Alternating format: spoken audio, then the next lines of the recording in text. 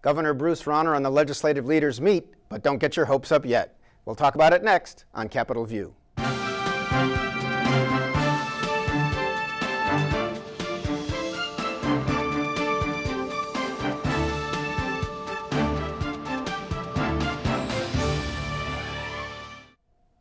Welcome to Capitol View, the program where we talk about state government, sometimes the federal government, and how it just might affect your life. This is Bernie Schoenburg with the State Journal-Register. Lives are being affected by state government these days, and here to talk about it, a couple of guys at the Capitol, quite a bit. Matt Porter is Capitol Bureau Chief, WCIA TV, Channel 3. Matt, welcome back. Thank you again. It's always good to be here. And Dave Dahl is here, the hardest working man in radio. Morning anchor on WTAX, also State House reporter for WTAX Radio in Springfield. Gentlemen? It's true, thank you. I'm sorry to hear about your makeup misadventure, Matt. That's fine. We live. I hate it when that happens. Mr. Radio person, TV people deserve a place in life too. So, situation. The governor met with the leaders this week. There was a business forum, employer action day downtown, put on by a few business groups, downtown Springfield. President Cullerton of the Senate let it be known the governor and the legislative leaders are meeting this afternoon. This, in other years, would not be significant news, but it's been months since such a meeting has taken place. There was a meeting of the governor and the 4 legislative leaders that afternoon. Dave, where'd we go with that? Boy, where to start? It's interesting that the Illinois Chamber of Commerce and other groups were together for this employers forum, and they did announce that they would have Senate President Cullerton and Governor Rauner there, and so I thought it'd be a good idea to head down there, even though the session was going on at the Capitol, went off campus, and lo and behold, as you said, Bernie, the president said the 4 leaders and the governor will be meeting this afternoon, and I think the time was 2:30, so we find out on maybe 4 hours' notice, which was pretty interesting, because in this environment, the fact that anybody is meeting is news. So about an hour later, in comes the governor, makes no mention of it, makes no mention of any progress about the budget, and he just hammers on his governor thing, and didn't take any questions from anybody, not even the people in attendance. So then we stake out the governor's office. Everybody escapes out the fire slide or whatever, the inflatable thing, wherever they go to get away from us. And we were advised that Speaker Madigan would make remarks on the floor that would address the leaders' meeting. So they have a debate on one of those budget patch bills to do some appropriation. A big one for $3.9 billion. Yeah, I mean, it starts to sound like real money. And the speaker got up there and referenced the governor's remarks from Tazewell County in 2013 before the governor was even a candidate for governor. Right. And he said, we'll have to do what Ronald Reagan did with the air traffic controllers in 1981. Which shut that thing down, shut things down for a little while. He said, if we have to, because we're playing hardball, right. So, and this was even, the governor was already a candidate for governor when he was at the Tazewell County Lincoln Day dinner. He said in his remarks, I'm thinking about running for governor. Okay. And so the tone that Speaker Madigan had the other day on the floor was a notch or two harsher than what we've heard for more than a year. You do know we're in continuous session. I think we all do. Because we want to have a bipartisan take on it, because we want to have a balance. We want to operate in moderation. That wasn't the Mike Madigan that we saw the other day. Okay. So, gosh, it must mean that it didn't go well. Yeah, Matt, did you hear anything, or can you speculate?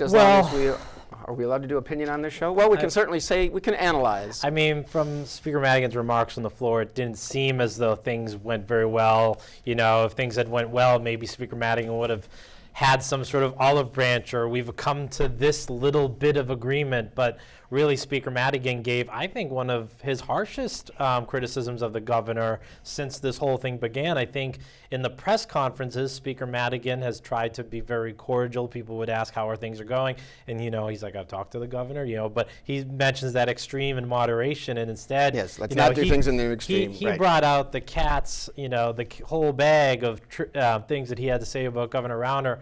I think what's interesting is what I heard from both sides after the speech.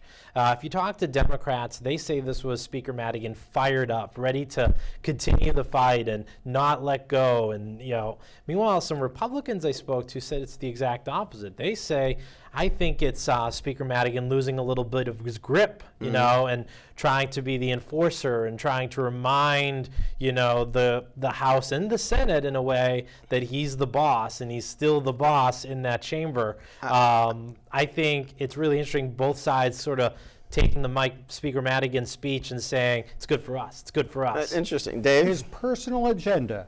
That was the theme over and over, the governor's personal agenda. Right. He went back to Tazewell County and said this was his plan from the very beginning. Well, interesting. I go ahead. But what's more, it turns out there is a meeting Thursday morning with members of the rank and file and Tim Newting, the governor's budget director.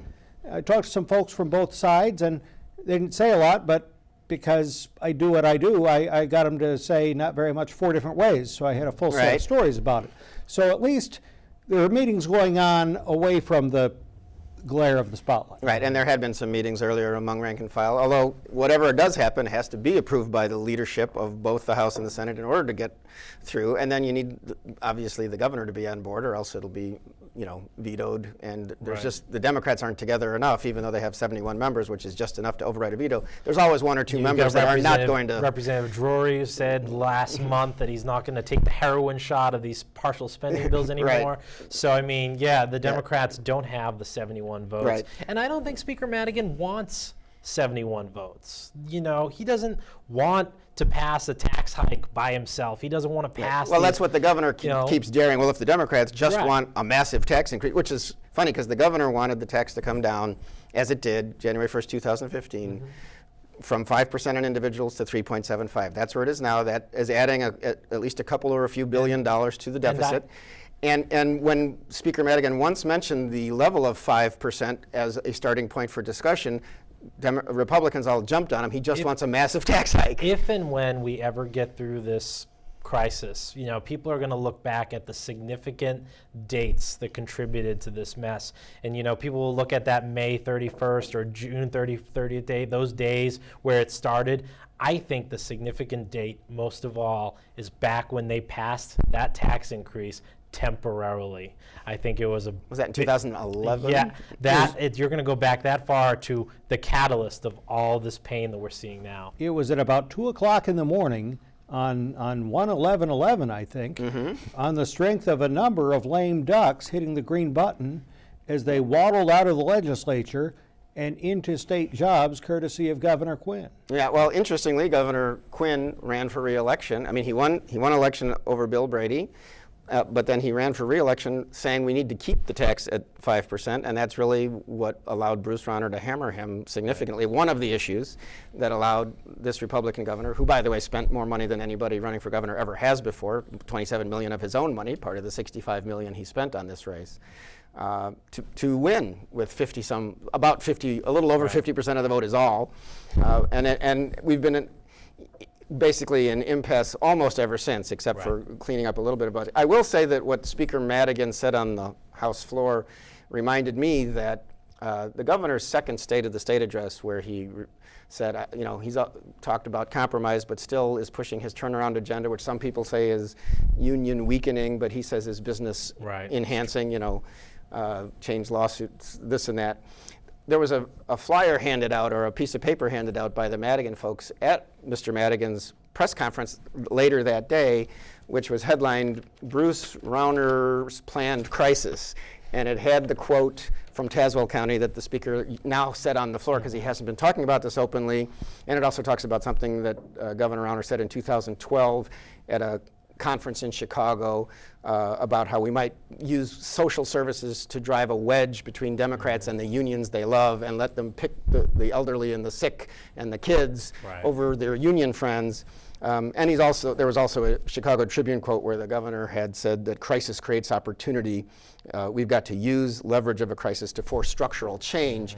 So this was, Mr. Madigan or his side was already putting out this idea that the governor planned this. Of course, Republicans still in line with the governor say it's Mr. Madigan who will not compromise, even though Madigan says, we're not going to take away middle-class benefits, middle-class lifestyle, which is code word for union on both sides. So there you go. Right.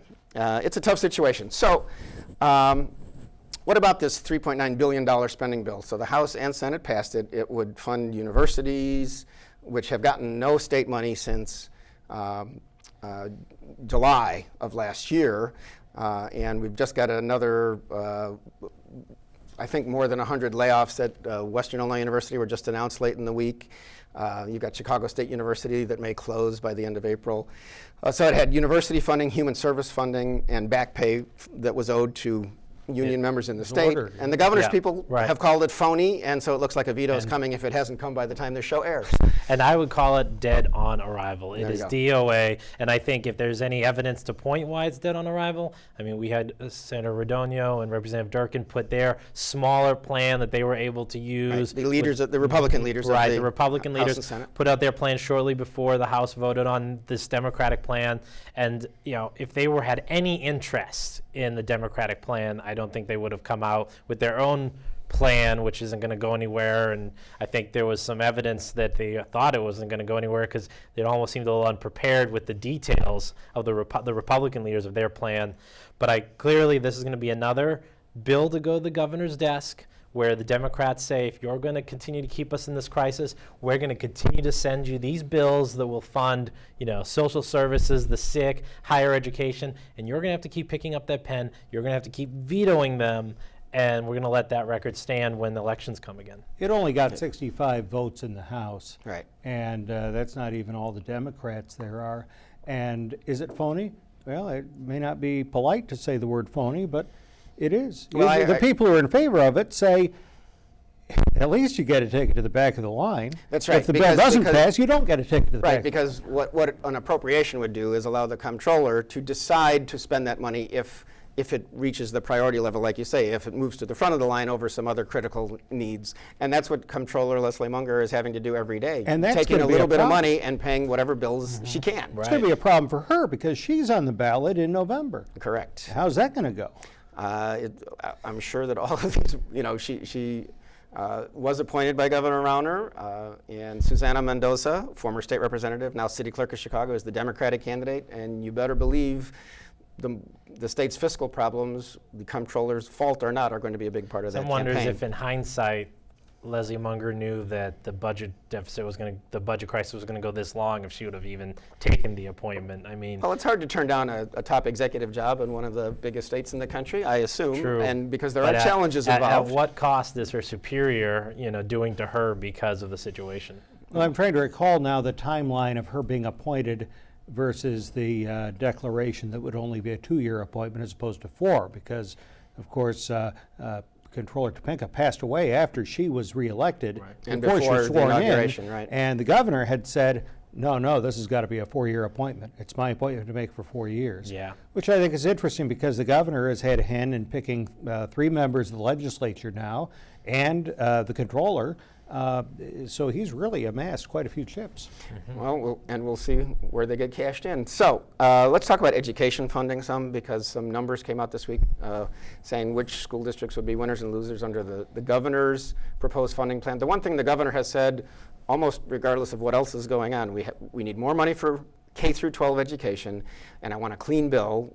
Just give me more money so everybody can get up to the level that the state says every student in the state needs, even though there are these great disparities. And then you have State Senator Andy Menard leading the charge on the Democratic side, who's been trying to change the school funding formula, saying it's unfair. The rich schools in the suburbs are even winners if you put more money in the formula, and the poorer schools, including like Taylorville, lose money. So that's not fair. You have to reconfigure the way the state gives out money, the formula, to better account for special needs like a lot of poor kids. So where do we go with this, and will it happen? Well, the governor says he wants the more money to get rid of proration, which I think all superintendents would say, yes, let's get rid of this system of proration, which is basically they haven't been getting their full foundation aid. They've been getting 95, 98%. Right. So yes, that's great for everybody. And there's no superintendent, even in Taylorville or Pana, these school districts that have high poverty levels, that wouldn't say, yes, let's get full proration. But the Democrats' concern,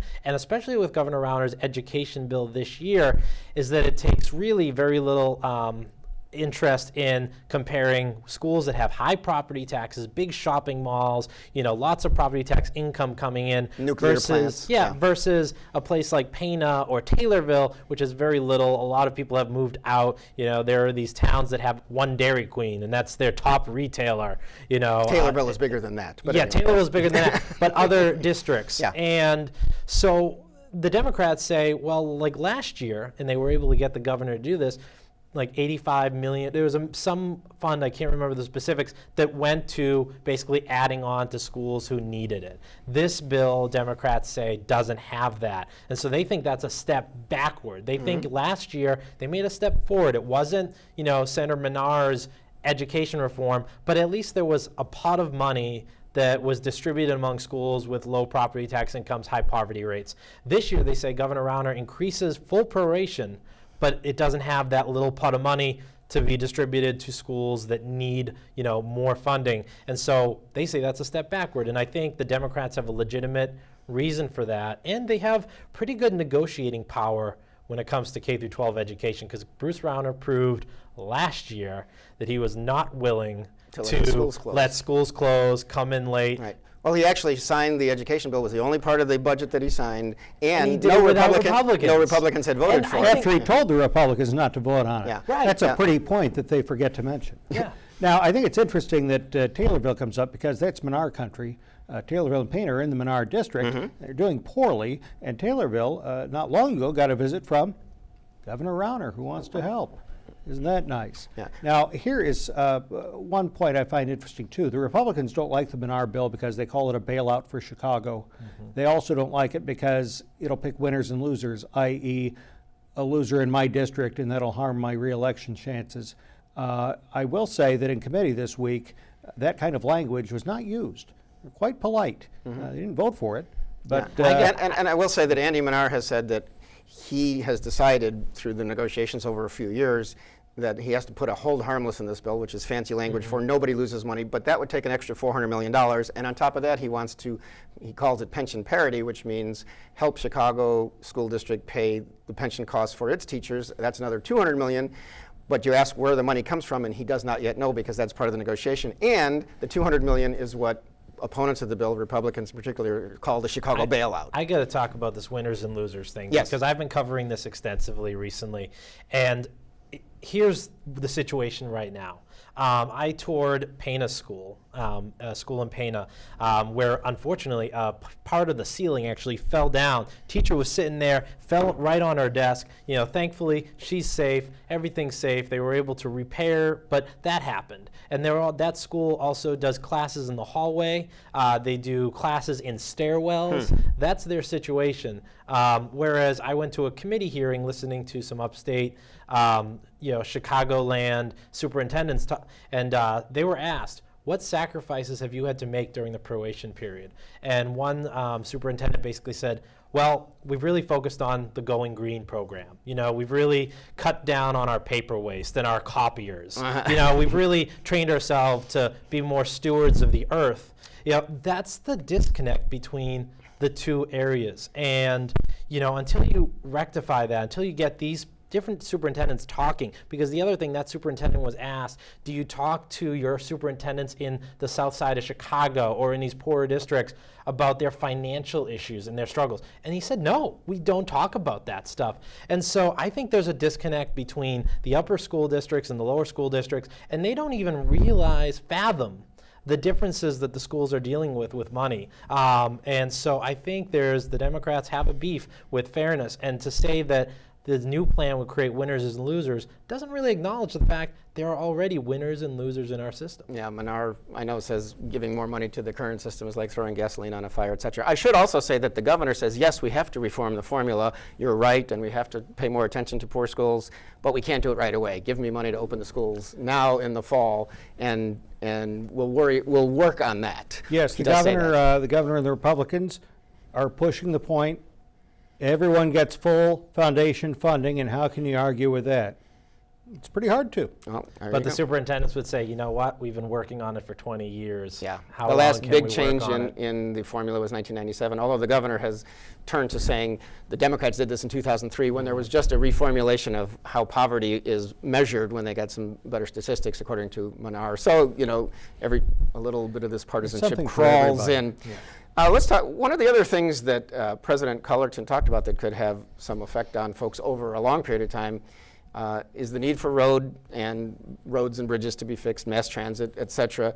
And he said the gas tax, especially with electric cars and with better gas mileage, has been stable for years, and we're not getting enough money. And he is talking about going to like a mileage tax on your vehicle, which I think only Oregon has tried so far on a pilot. But he talked about that, so I know at least in the suburbs where, there's all the car congestion, there's a lot of talk about it. Will this happen anytime soon, or is this a little beyond the scope of where things are going I right think now? when you live in an area where people don't want to report even things like gun registrations and things like that, I don't think anyone wants Illinois knowing how far they drive, how long they drive.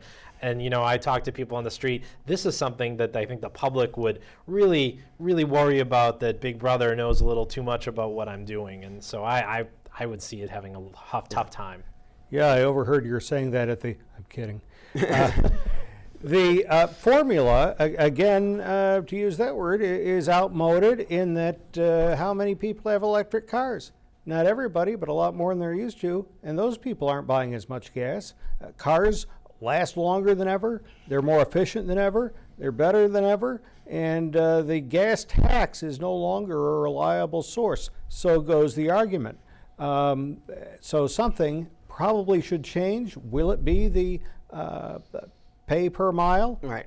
Maybe not. And I think if you don't want to be tracked under some of the plan I read about, you could pay like a flat fee per year of like $450 the real or problem something with the for a gas car. tax, the real problem with the gas tax is it just hasn't been increased in years. Right. I talked to engineers. Well, nobody ever wants to do that, No one 'cause wants- then no one in a wants to campaign you increase the get gas bashed. tax. But Yeah. after 10 years, 15 years, even if the mileage, even if we weren't getting more efficiencies, the fact is everything costs more, and engineers will tell you, look, the easiest way to fix this problem is up the gas tax. CWLP here in Springfield, they give you a winter rate and a summer rate. Why do they do that? Because electric consumption changes. So, it might be a tough reality for politicians to deal with, because they know it's not the popular mode, and they can come up with all these other crazy solutions, but I think the engineers are right.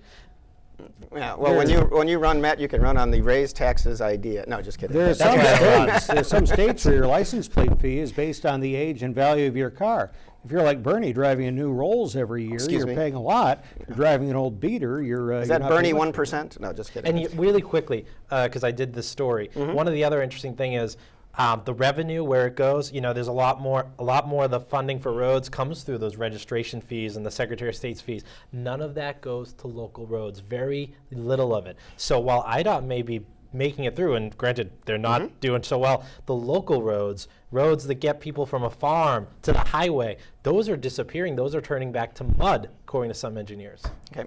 One of the proposals going through the legislature, Representative Dave McSweeney, Republican from Barrington Hills, has a bill to, at least I think he's the chief sponsor of a bill to eliminate the office of lieutenant governor, which wouldn't happen until after the current term. Passed through a House committee during the week. Any chance for that to happen? I know more people talk about combining treasurer and comptroller's office. That also hasn't happened because everybody getting rid of the farm team and getting rid of, any idea? I hope it's not on the quiz, but I think there are some states that do not have a lieutenant governor, where they've got some other mechanism where it's the attorney general or the speaker or something.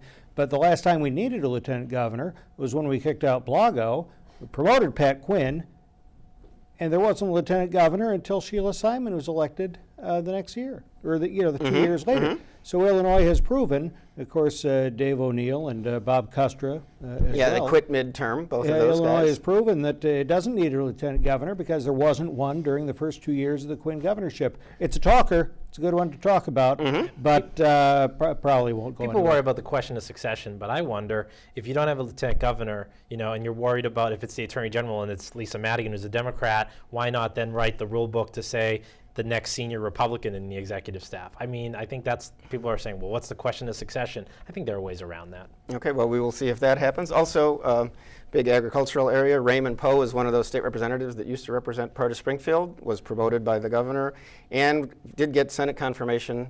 He resigned from the legislature, was named Secretary of Ag, or Director of the Department of Ag in Illinois, and now he's confirmed. Any thoughts on that? Raymond's the kind of guy everybody's rooting for, except maybe Sam McCann.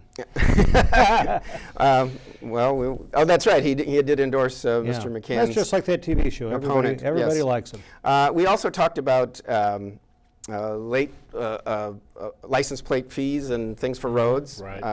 There have been about $5 million more that have come in than usual this year on when you're late re-upping your license plate. But that's partly because the Secretary of State is saving $500,000 a year by not sending out notices. And so there's legislation saying take off I think it's a $20 fine if you are late. I guess the benefit of the budget is that this is a issue that we're helping make money, but then again, is it fair to the public that they pay the late fee because the state can no longer remind them? Why don't you stand behind your car, okay? If you don't know when your plate expires. It's true.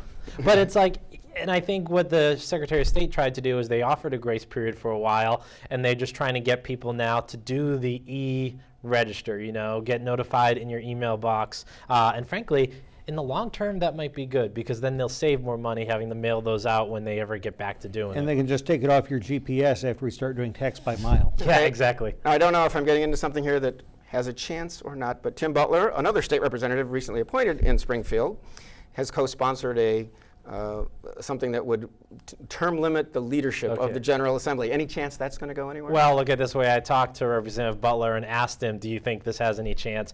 And when the co-sponsor says, I don't think it's going to have a chance this year, I think the hopes are dim. I mean, this bill would require term limits on Speaker of the House, Minority Leaders, Senate President. And the thing is, to get this going, you're really going to need support of one of those leaders, especially on the Democratic side, to really kind of push it through a little bit. And that's not going to happen. Speaker Madigan is openly against these kind of term limits. And I talked to Representative Butler. I said, okay, then why pitch it? And his answer was to get people talking about it. And so we just did. Matt Matt Porter, Spartan is thank you. next. Dave Dahl, thank you. I'm Bernie Schoenburg. Thank you for watching, and we'll see you next time on Capitol View.